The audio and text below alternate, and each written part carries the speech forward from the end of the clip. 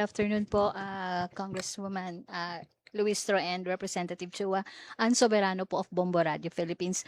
Ma'am, sa day 3 po ng pre-trial conference, may mga procedural issues na po bang nalinaw o nananatiling pinagtatalunan pa ng defense and prosecution?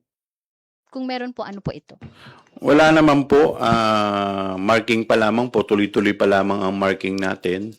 Kagaya nga po ng nabanggit kanina ni Chairman Luistro na hindi pa rin po ito matapos-tapos dahil dun po lamang sa confidential fund, more or less we are talking of 4,000 documents to be marked.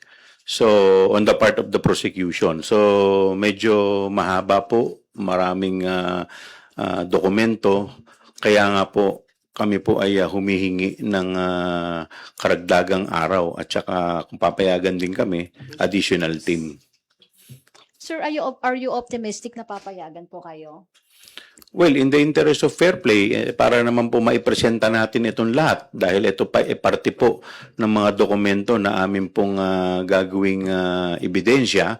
So, tayo naman po naniniwala na papayagan naman po tayo. Sir, on my isa pa po.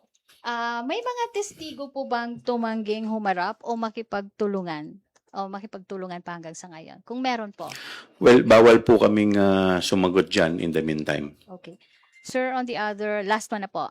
Mayroon po bang motion mula sa depensa na sa tingin nyo ay maaaring makakaapekto sa takbo ng kaso? Thank you.